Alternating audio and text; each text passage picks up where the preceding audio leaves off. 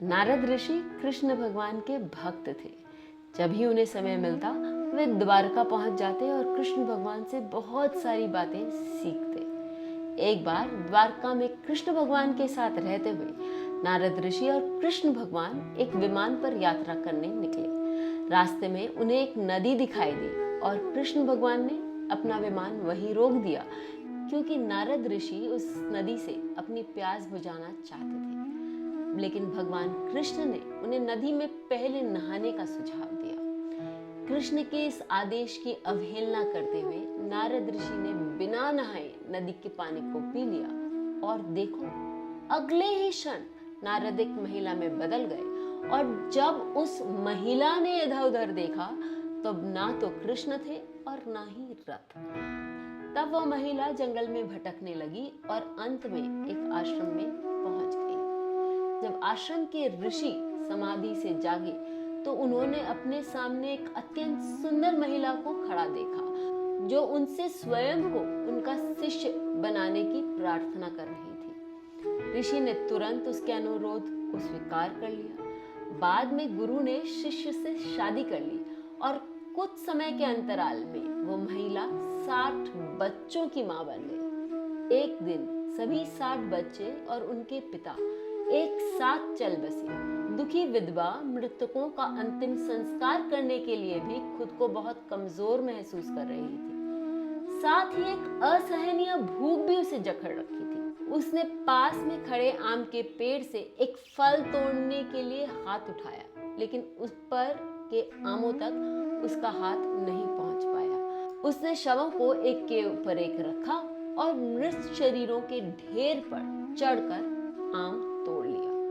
तभी एक ब्राह्मण उस स्थान पर आया और विधवा को पति और बच्चों की मृत्यु के बाद स्नान किए बिना भोजन करने की अनुचितता पर चेतावनी देने लगा। तब विधवा नदी में उतरी और उसमें गोते लगाते हुए उसने अपने उस हाथ को ऊपर रखा जिसमें आम था, और देखो, जल से बाहर निकलने वाला नारद ही था।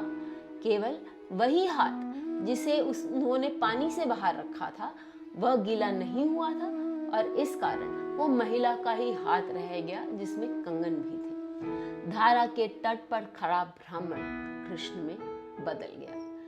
भगवान कृष्ण के आदेश अनुसार नारद जी ने फिर पूरे शरीर के साथ पानी में गोते लगाए।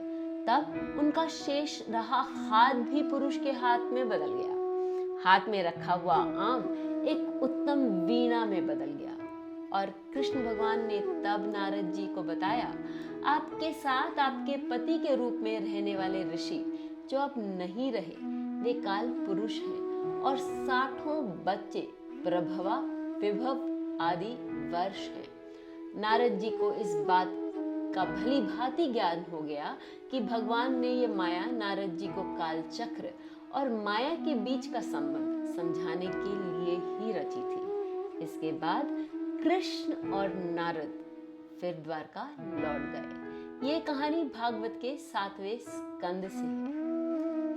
कहानी का सबसे महत्वपूर्ण भाग यदि आप मुझसे पूछें तो विवाह और 60 बच्चों का जन्म है, जिन्हें भगवान कृष्ण काल पुरुष और सनातन में दर्शाए गए जीवन चक्र या काल चक्र के 60 वर्ष बताते हैं। सनातन में इन 60 वर्षों का बहुत महत्व है।